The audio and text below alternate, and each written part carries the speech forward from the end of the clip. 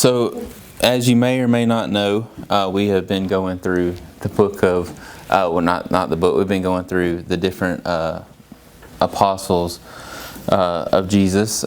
We started with Matthew, and then we did Thomas, and last week we did Judas Iscariot. So, we'll review a little bit for those that haven't been here. But we'll get started here. So, all right.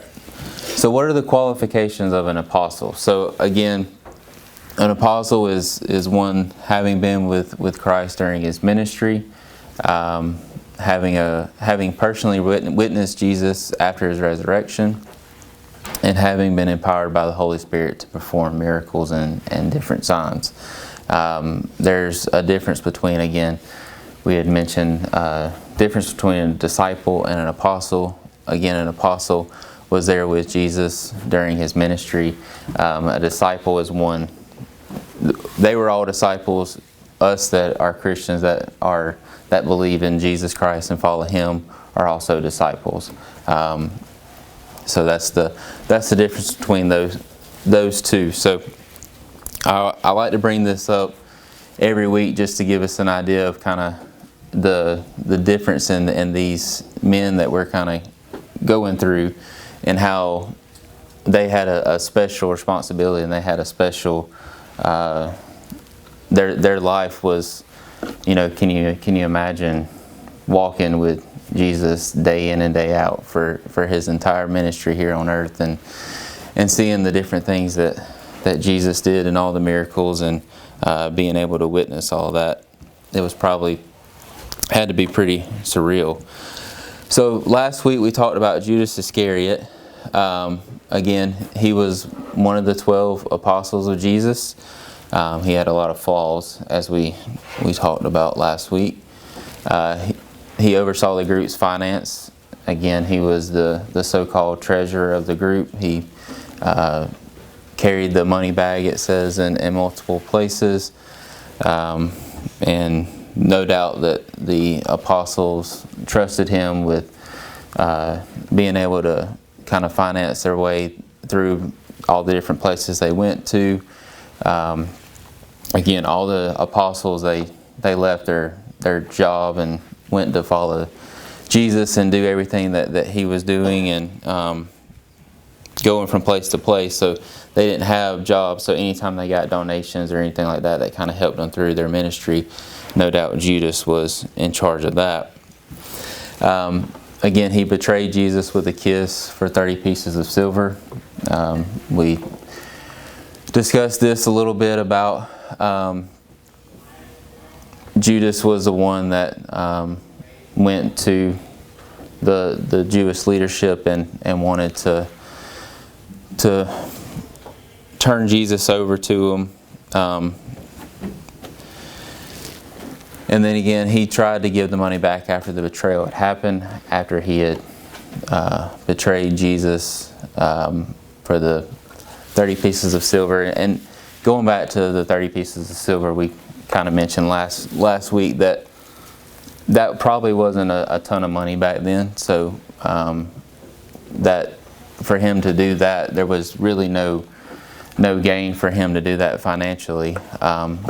He did that based off his heart and his wanting to betray Jesus.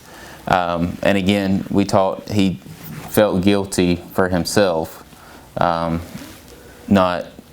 He just basically felt bad for himself that he had betrayed Jesus, but he never repented of his sins. Again, he felt bad for what he had done, but never repented and turned to Jesus. And we talked about the difference between Judas Iscariot and Peter. No doubt both of them sinned greatly against Jesus. Again, Judas betrayed Jesus for 30 pieces of silver. And we haven't got to Peter yet, but we talked a little bit about Peter when he denied Jesus. And then he went away and wept bitterly, and we see in the book of Acts he obviously came back and repented of his sin and did a great work for Jesus. So the difference in Judas and Peter is Judas just felt bad for what he had done. He never truly repented for his sin, never truly turned back to and asked Jesus for forgiveness. And then again, he ultimately died, the Bible says, by suicide. So that was Judas last week. Again, no doubt Judas had a lot of flaws. Judas played a pivotal role in the whole leading up to the crucifixion of Jesus and what needed to take place for Jesus to be crucified. And we can learn a lot of lessons from Judas. So this morning, I want to move, we're going to talk about who is John. And again, John, in the Bible, again, John is one of the 12 apostles of Jesus. He was a brother of James, who James is also an apostle of Jesus as well. He is the author of the books John, with the Gospel of John, 1st, 2nd, and 3rd John, and Revelation. So he's credited with 5 books of the New Testament. And again, 1st, 2nd, and 3rd John, they're what we call epistles. So they're small little books, and Clint has a whole thing of Wednesday nights on 1st John. So if you want to go on the YouTube channel and look at that, he did a really good job on going through the book of First John, and I'm assuming he's going to move on to 2nd and 3rd, but I don't want to speak for him. So again, he was present with Jesus on the Mount of Transfiguration, and we'll look at this here in a moment. Pretty cool that he was able to be a part of that. He was known as the one who Jesus loved. He kind of in the Gospel of John, he names himself as the one whom Jesus loved, or loved Jesus. And again, he was the only apostle at the crucifixion. And then, I'll go back. Hold on. There we go. So again, the author of the books, 5 books. He was present with Jesus on the Mount of Transfiguration. And normally I would say on this slide, but I got a couple more that I want to. But I can go back if you need to a little later. Again, he was the only apostle at the crucifixion. And then he was instructed to take care of Jesus' mother after he was crucified. And John died of old age. He's the only apostle that died of old, what we would consider old age, and not a martyr's death. So I'll go back here for you. I remember doing some research. It may be legendary, but some people believe that he was almost boiled alive in oil or something. Yeah, I don't know. The Bible doesn't say that, so I don't know for sure on that. Like I said, it might have been legendary. Yeah. So this morning I'm just going to kind of hit kind of what I kind of have on the PowerPoint as we kind of go through. Again, there's a lot more to John's life than what I have right here. I mean, he wrote an entire book of the Gospel of John, the whole ministry of Jesus' life. And what's interesting about the book of John is the book of John starts off not with the birth of Jesus. He goes directly into talking about who the author is, who John is, but then he goes directly into talking about John the Baptist. And again, John the Baptist is different than this John. And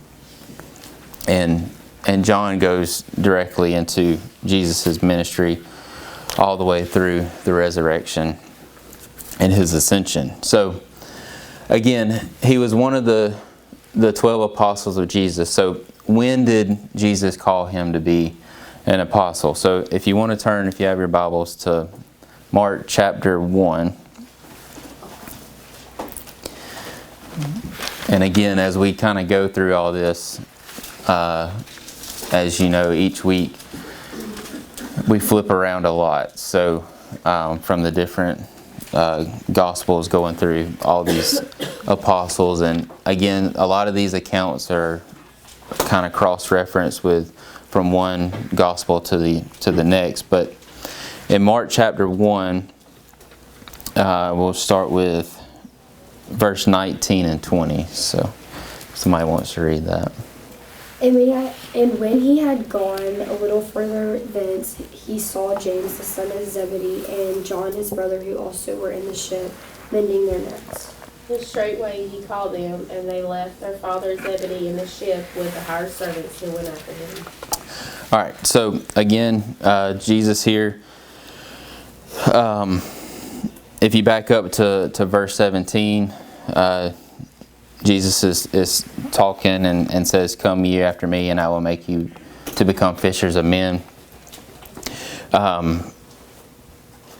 So that is in the account of Simon and Andrew when they were casting their nets into the sea. So we back on down to verse 19, and it says, "And when he had gone a little further thence, when he traveled a little bit more, he saw James the son of Zebedee, and John his brother." So here we see that John and James are brothers, who also were in the ship mending their nets, meaning they were fishing. They were trying to, as we know, a lot of people back in those days, that was a common job, was to be a fisherman.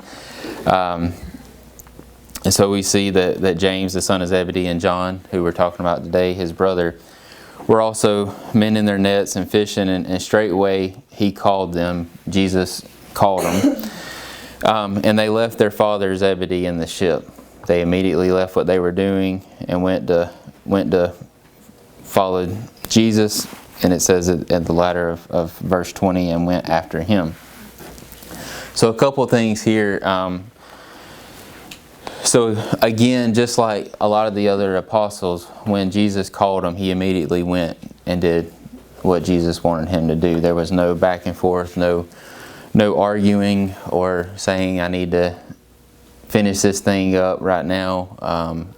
He said he immediately went and left his family.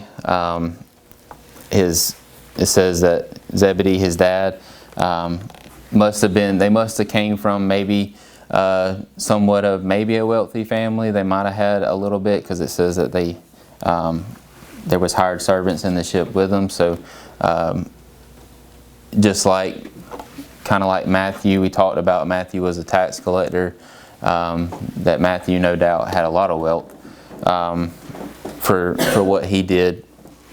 Maybe it is possible that John's family might have had a little bit of wealth based off the servants here in the verse 20. But nonetheless, whether he was wealthy or not, he left everything that he had, his family and all, and went and followed Jesus. So again, we see that he was one of the 12 apostles here when Jesus called him. He was the brother of James. The Bible clearly says that James, the son of Zebedee, and John, his brother. So again, and he's the author of John 1st, 2nd, 3rd John, and Revelation. We'll kind of get to that in a moment.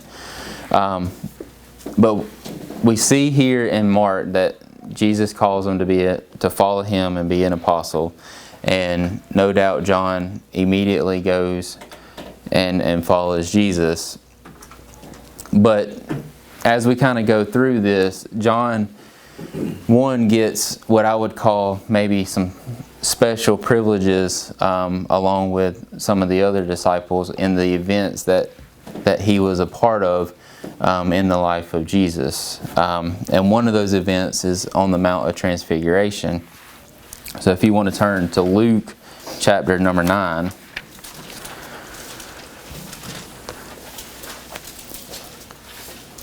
And again, this account is in multiple different Gospels. But Luke chapter 9, and we'll do, let's see, we'll do 28 through 36. And it came to pass about an 8 days after these things, he took Peter and John and James and went up into a mountain to pray. And as he prayed, the fashion of his countenance was altered, and his raiment was white and glistering. And behold, there talked with him 2 men, which were Moses and Elias. Who appeared in glory and spake of his decease, which he should accomplish at Jerusalem. But Peter and they that were with him were heavy with sleep, and when they were awake, they saw his glory and the 2 men that stood with him.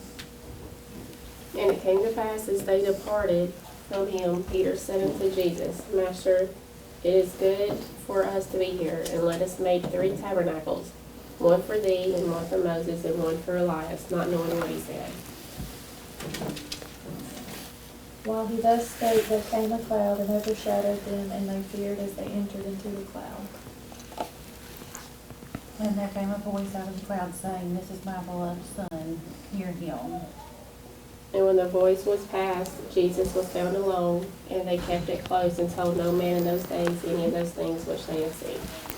So again, this event, on the Transfiguration, where Jesus is talking to Moses and Elias. John was able to be a part of that. He got the privilege of being a part of this event and being able to see Jesus in this state, along with Peter and James. So, and you'll see as we kind of go through this that they are brothers, and they start out. They get this special privilege here to be part of this transfiguration process that Jesus is talking about, and John also is in the Garden of Gethsemane when Jesus is praying right before the Romans come and grab him. So no doubt that John got, I believe, some special privileges of being able to be in Jesus' presence in certain events that take place. But what I was going to say about John and James was Jesus called them the sons of thunder, and John and James, for that matter, and very early on, were somewhat aggressive. They were definitely bold. They were passionate. They were ambitious, and we see that if we go to, I think it's. Yeah, if we flip over to the same chapter in Luke, chapter 9 and verse 49 and 51, and I'll read for sake of time. But we see that John here, he's not afraid to kind of speak out, even if Jesus has to correct them on certain occasions. Here early on, this is Luke chapter 9, so this is fairly early on in Jesus' ministry, along with the Mount of Transfiguration that John was a part of. Jesus said, don't tell no one, because I'm not ready to start my ministry and start the events that needed to take place. But here in Luke chapter 9 and verse 49, it says, And John answered and said, Master, we saw one casting out devils in thy name, and we forbade him. Meaning they saw somebody that was not following, that was not an apostle, that Jesus didn't call, casting out devils in thy name, and we forbade him, because he followeth not with us. He was not a part of their group. And Jesus said unto him, forbid him not, for he that is not against us is for us. Meaning, so here we see John kind of stepping out, being bold, trying to, no doubt that John was not, I don't think John was a shy person. He definitely spoke his mind, and here we see that Jesus had to kind of rein him back in a little bit. And then there's another example here, if I can find it.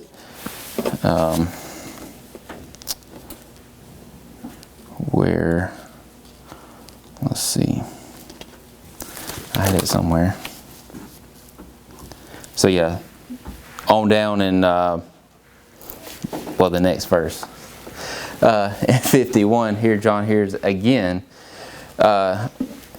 speaking out, and it says, 51, and it came to pass when the time was come that he should be received up, he steadfastly set his face to go to Jerusalem. Meaning Jesus was getting ready to start to make his journey to Jerusalem, and sent messengers before his face, and they went and entered into a village of Samaritans to make ready for him. And they did not receive him. The Samaritans did not receive him, because his face was though he would go to Jerusalem. And when his disciples James and John, here's James and John again, saw this, they said, Lord, wilt thou that we command fire to come down from heaven and consume them, even as Elias did? So again, we see that John here is very aggressive and quick to the point of, well, they didn't accept you, so let's just go ahead and destroy them. Let's wipe them out.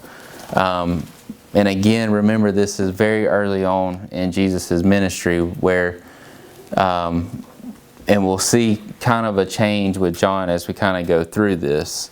So again, here in Luke chapter 9, we have that John was telling Jesus that basically he forbade the people that were calling out devils in Jesus' name, and Jesus had to correct them there. And we see that John and James wanted to destroy the Samaritans for not accepting Jesus. So we'll move on, and we'll go kind of to where we get to the crucifixion of John's life, and where he was at during that crucifixion. Again, I don't have it mentioned here, but he was in the Garden of Gethsemane before the crucifixion with Jesus. And if anybody knows that story, Jesus prayed, and wanted the 3 disciples that were with him there to watch out and pray with him. And 3 times he went back and they were asleep. He finally just said, sleep on. And that's when Judas comes and turns them over and betrays them. So here in the crucifixion, we go to John chapter 19, if you want to flip over there.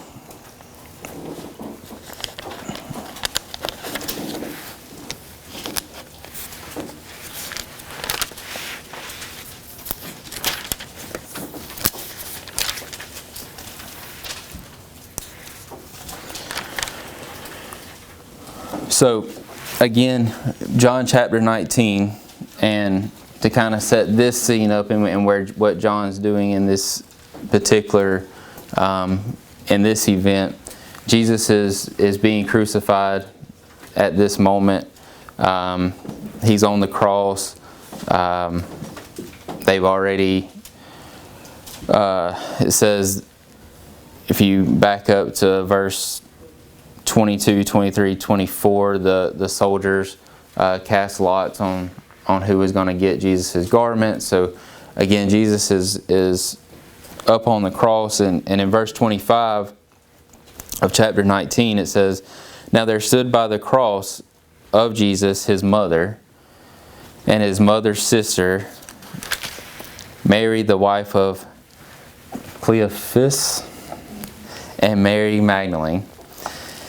When Jesus therefore saw his mother and the disciple standing by, whom he loved," speaking of John, "he said unto his mother, Woman, behold thy son. Then saith he to the disciple, Behold thy mother. And from that hour that disciple took her unto his own home." So here we see John switching gears. John has turned more compassionate. John was here at the crucifixion of Jesus. If we know, a lot of the other disciples kind of went their own ways. Peter, it's notable that Peter went and denied Christ during this period of time. But John here was at the cross, was at the crucifixion, and Jesus here gives him a responsibility to take care of his mother during that period of time. So that was, again, a great responsibility for John during that period of time. So as we kind of go through, again, John here, he was one of the 12 apostles, the brother of James. He wrote 5 books in the New Testament. He was present in multiple different events.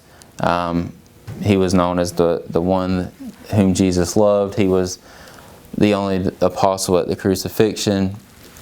And again, he was instructed to take care of Jesus' mother, and we know that John died of old age. But what I want to kind of wrap all this up with is if you read the book of John, again, the book of John is the Gospel of John, but it doesn't start with the birth of Jesus. It starts pretty much as Jesus is getting ready for his ministry all the way through. But there was a couple things that John really eventually honed in on. Was he always wanted to tell people about the truth, and he always told people about false teachers, Antichrist. We go through, again, the Gospel of John is just the Gospel of John. It accounts multiple events that some of the events are told in Matthew, Mark, and Luke. I do think there's the event of Jesus when Jesus washed the feet of the disciples. I think that's only in the book of John, if I remember correctly. So maybe that had a role in when John saw Jesus do that, the humility that Jesus had towards his disciples kind of resonated with John, maybe, and John became the kind of more of definitely had humility, but also if we go back to him wanting to just kill the Samaritans, we go from that to wanting to, in the book of 1 John, he talks about God as love and God, all the different, more kind of compassion, still telling the truth, always wanting to tell the truth, but John always did it in a different way than the other writers of the Bible. But we see, or as I was studying, I noticed that early on, John had a very aggressive, always kind of to the point mentality. As you kind of go through, he kind of uses that aggressive mentality, but also puts it in a way of telling people the truth in love and giving them stern warning, no doubt, but not being to the point where he was just wanting to get rid of people that didn't want to follow Jesus. He wanted to tell them the truth. So again, the Gospel of John, and then the epistles of John. 1 John is obviously the longest one. I think it has 5 chapters in it.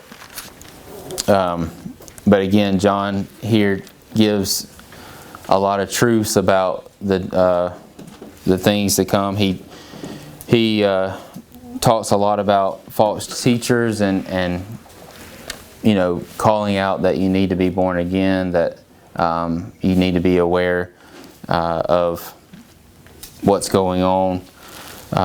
He uses the term little children a lot in 1 John, more of a kind of a teaching mentality, a lot different than the way Paul kind of wrote his books. John kind of gives it, no doubt, in a authority speaking, but more in kind of a loving manner that no doubt some people resonate to that more than just being basically yelled at. If you ever play sports, you know that it's some people in football, or when I played, I'm like 150 pounds up here, but if you yell at me, that's not going to do anything. I need to kind of be taught in a more of an example way. But again, 2 John, he kind of does the same thing. He talks about the commandments of Jesus, of Christ, and again, he talks a lot about false teacher and doctrine and those as well. And then his last epistle in 3 John, he kind of changes gears a little bit and talks about 2 different individuals. And as I was reading this, I was just reading this. 3 John is only 1 chapter, so you can kind of read it. It's only 14 verses pretty quickly. But what resonated with me when I read 3 John is verse 4.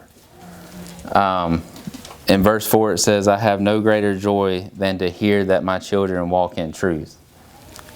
So again, John here, he's always talking about truth. He's always talking about what needs to be, what you need to do, what you need to follow. And he's talking about 2 different individuals, about one individual walking in truth and the other individual not kind of being deceitful. And he's kind of calling them out. But here in verse 4 again, it says, "I have no greater joy than to hear my children walk in truth." So again, the epistles of John are later in John's life when he is writing this. So there's no doubt that John saw that all the different people that he's either taught or had, leadership under him, when it's no different that, for me, for y'all, or Clint, with everybody else in the church, when he sees that we're doing what we're supposed to do, and we're kind of, whether it's reading our Bible or walking daily in what we're supposed to do, there's no doubt that even probably, I'm going to speak for him here, but Clint has joy when he sees that. He's actually said that. So again, John had a lot of privileges, and he wrote the Gospel of John. He had 3 epistles, but probably his biggest privilege that he had the ability to do is he saw something that no other person was able to see, and he recorded that in the book of Revelation about the end times. And if you read through the book of Acts, John gets sent off to, if I can get it right here, the island of Patmos by the Romans. And there, while he's exiled, he's by himself, he gets the the visions from God, and he gets the ability to see the different things that's going to take place in the end times. And John is the one that gets the privilege to record that in the last book of the Bible. So again, John had started out probably a little rocky. He again was very quick to kind of, as we saw, he wanted to knock the Samaritans off the face of the earth because they didn't accept Jesus. And then we get to John, the third epistle of John, in verse 4, and he's talking about that his no greater joy than to hear my children walk in truth. His whole life, he seeing the things that Jesus did and having the influence of Jesus in his life, no doubt he used that throughout his life, and he ultimately got the privilege to record the book of Revelation. So John is definitely a interesting character. He again got to even do stuff that the other apostles were not, again, privileged to do. So again, that's John. Does anybody have anything they want to add? I kind of took a quick look about John the Evangelist, and I wondered what did the Catholics made him a patron saint of, and they said that he was a patron saint of loyalty, friendship, and love, and authorship. Yeah. Yeah, he definitely has some good attributes and qualities and characteristics. Anybody else? All right, well, that's John. We will, again, I won't be here next weekend, so you can be downstairs, I guess, unless somebody wants to volunteer to teach. But thank y'all for coming this week, and we'll pick up in a couple weeks with another apostle.